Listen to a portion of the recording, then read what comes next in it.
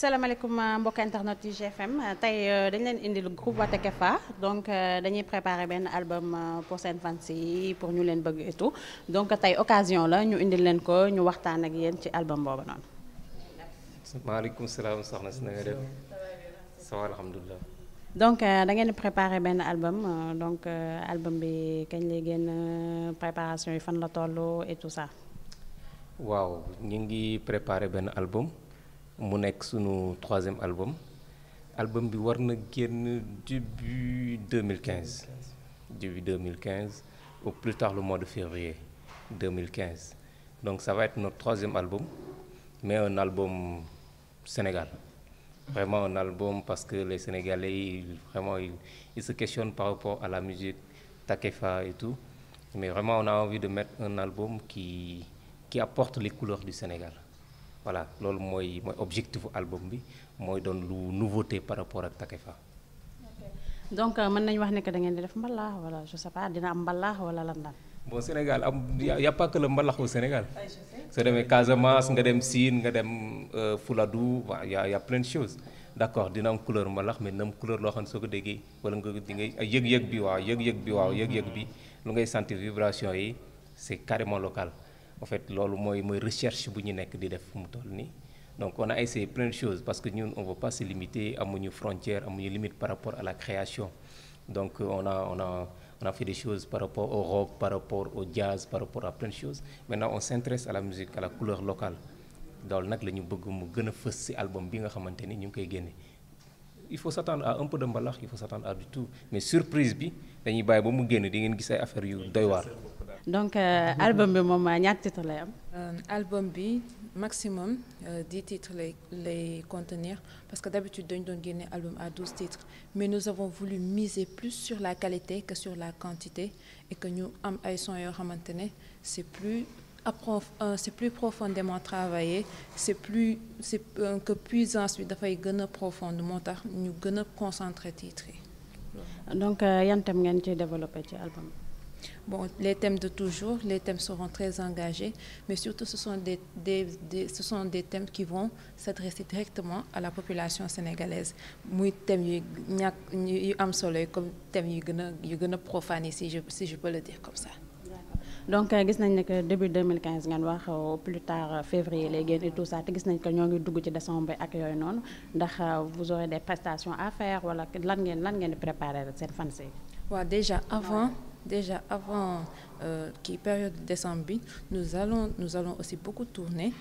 pour la promotion de l'album nous allons aussi beaucoup tourner ci biir Dakar beaucoup tourner ci biir région yi et on va refaire ce tour-là après la sortie de l'album def tournée nationale en même temps tournée internationale.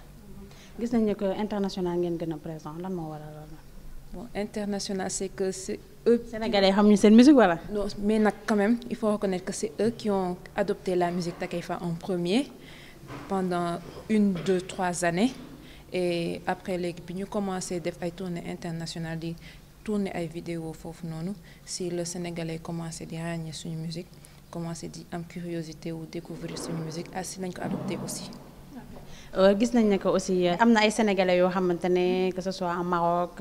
en France ak yooyu ñu leen di rey yoo xamante ne xam nga yu ñaaw quoi tu vois yéen ngeen nekk ay porteurs de voix yéen a ngi nekk dem ci international bi et tout donc est-ce que yéen a ngi xalaat benn affaire pour may ko ñooñu noonu.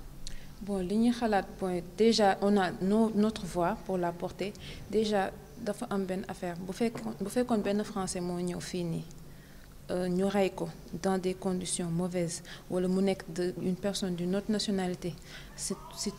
tout le pays qui est en branle c'est tout le gouvernement moom mooy nekk qui def communication bu bari tous les médias de la France ou de l'autre pays auraient fait une grosse communication ci loolu mais li ci ëpp fii day am mais après il y a du saupoudrage il y a